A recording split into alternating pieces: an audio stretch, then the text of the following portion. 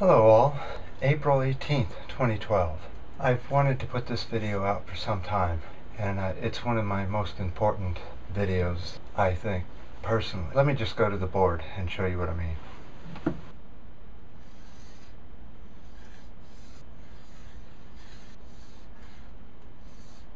Alright, well, in the 1960s and the early 1970s, I graduated from high school right over there in Marin County. Sausalito, which is just around that bend,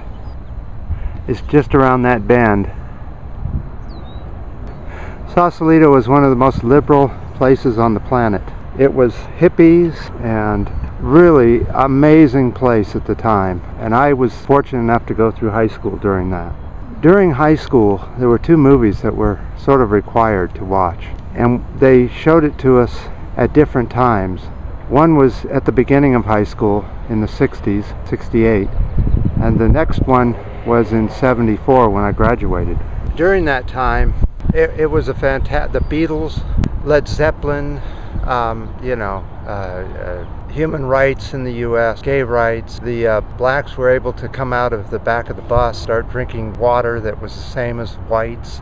It was an amazing time. We had so many things that got better. But these two movies are the things I remember the most, even more than the Beatles or the Rolling Stones or any of that. It was 1984 and Big Brother. Those two movies were required.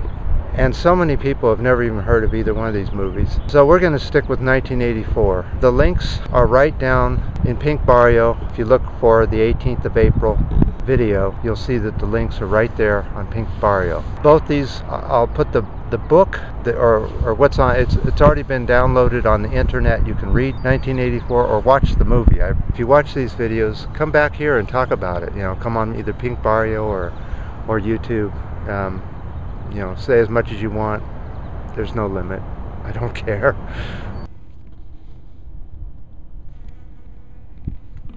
Alright guys, let's go watch 1984 on YouTube. Don't forget to comment. Now in this film, which has fallen into the hands of the party, hear the voice of the traitor himself. The revolution has been betrayed!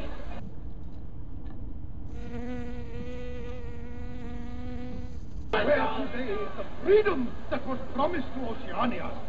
There is no freedom of speech, no freedom of thought, no freedom of assembly, no freedom of the press. Freedom is slavery! Freedom is slavery! Freedom is slavery! What remains of the ideal of peace? Universal peace, peace with our neighbors, peace to till the soil, peace! War is peace! War is peace! War is peace! All of Oceania is plunged in ignorance! So the people of the UK will understand 1984 differently than the people in the US. Completely differently, but as important to both. The UK will understand it in a surveillance sense, cameras, that sort of thing. The US will understand it in a military sense, and how the US has now become so militaristic.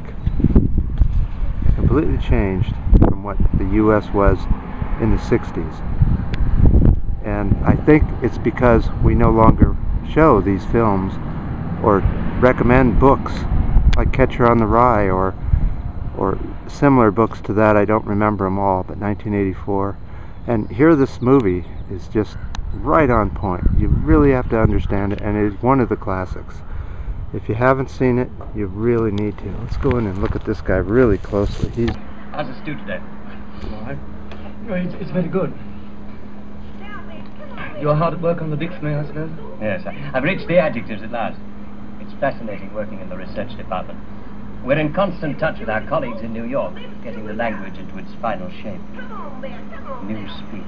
I see we'll have a busy time when it becomes compulsory, learning all the new words your department's invented for us. And we're not only inventing words, we're destroying them.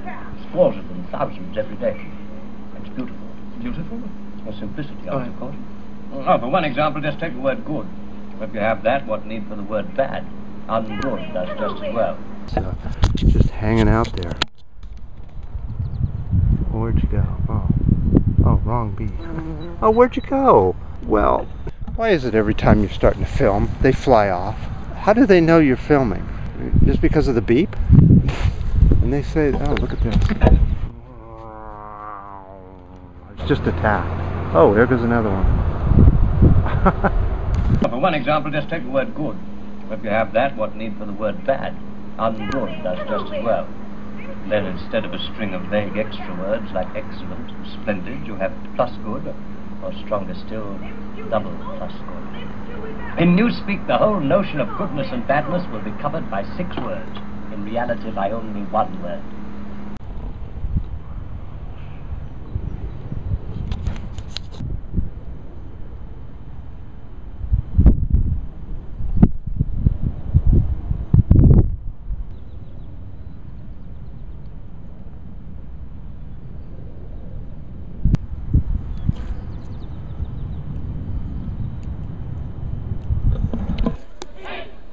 Now in this film, which has fallen into the hands of the party, hear the voice of the traitor himself. The revolution has been betrayed. What remains of the ideal of peace? Universal peace. Peace with our neighbors. Peace to till the soil. Peace. War is peace. War is peace. War is peace. All of Oceania is plunged in ignorance. So until next time.